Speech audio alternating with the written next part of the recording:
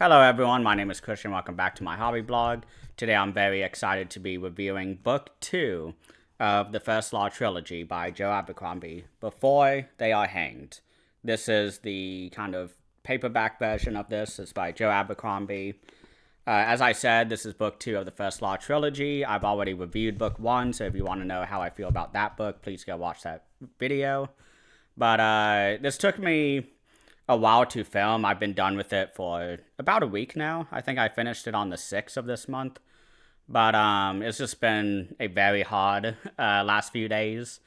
I was laid off from my job with no warning, and I'm in the middle of moving. And all of that kind of came together in one fantastic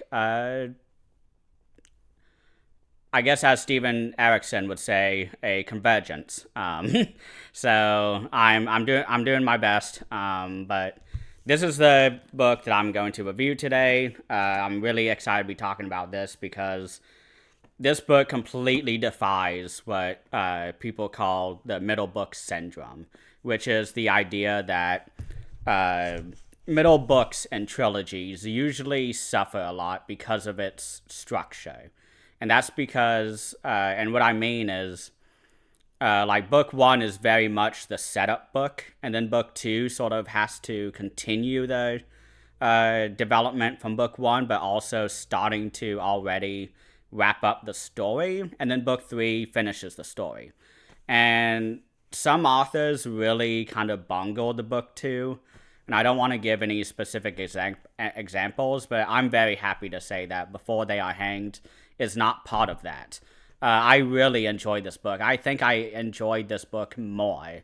The characters of Glokta and Logen Ninefingers were, again, just 10 out of 10 to watch. I thought they were very interesting to watch. I love Glokta.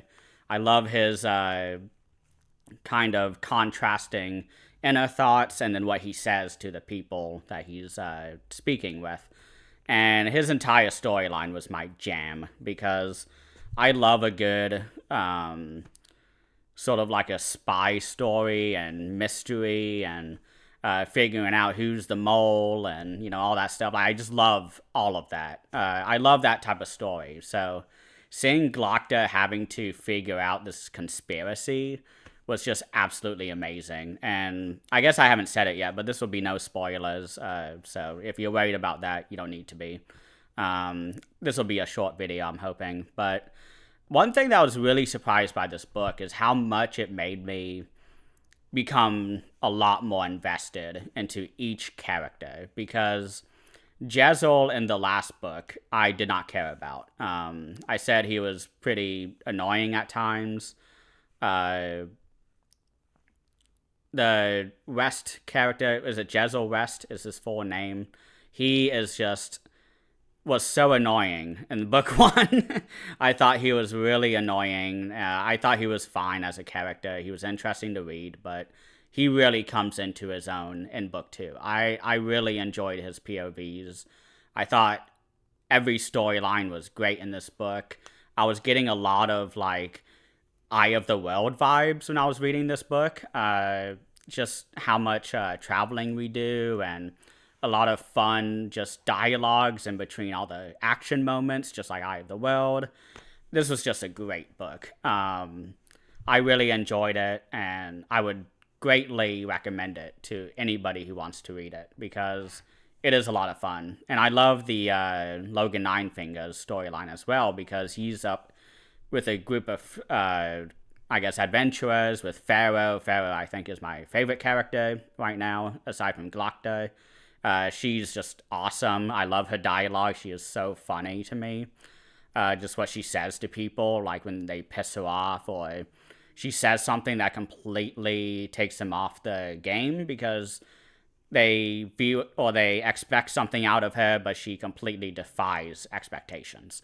But so we have this group with Ferro and Ninefingers and gosh, what was the other guy's name? I don't have my phone nearby where my notes are, but I think his name was like Lockwood or something like that.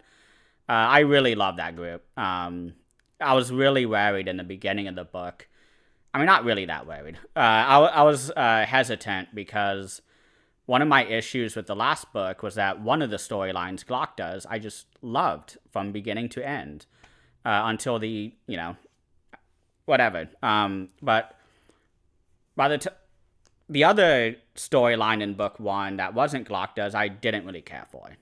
It was really good, but I was like, I don't really know what's going on. I'm not really invested in these characters. It's book one. And then book two is like, yeah, never mind. I enjoy all these characters a lot, and everything's just great. The battle scenes are really clear. I love the descriptions that Joe Abercrombie uses. His humor is just really funny too. Just all of the situational humor that is in this story is so funny. And there's not many stories that like make me laugh, but this book definitely did it. But yeah, I think my rating for this book will have to be like I think an 8.5. I don't think it's good enough to be like a 9 out of 10, which is a rating I never give out. 8.5 is like kind of the top for me in terms of how often I give ratings, but I really, really enjoyed this book. This is such an easy book to read. The prose is great. It's not too hard. It's not too easy. The prose is really good, but it's not like, Brandon level or Steven Erikson levels, and then we're not going all the way down to like fourth ring levels of prose. Like there's a wide, he's somewhere in the middle, kind of towards Steven Erikson.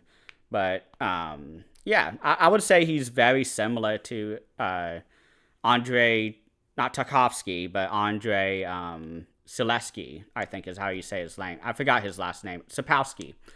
Witcher. This story really much feels like it was inspired by The Witcher, and I would be interested to see if Joe Abercrombie likes The Witcher, because you get a lot of cool creatures like in The Witcher. You get most people are really nasty, just like in The Witcher. You get a lot of funny moments in between all of these dark and disgusting moments. So I guess Witcher and Eye of the World, like if you love those, like you will love this book or this trilogy. I don't know how book 3 is. I haven't picked it up. I don't know when I will be able to, but maybe may have to put up a Patreon to even continue buying books. But yeah, that's really it for today. Thank you all so much for watching, and let me know what you think about the book if you've read it. I'd be interested to see what other people think. So thank you again for watching, and please have a great rest of the weekend.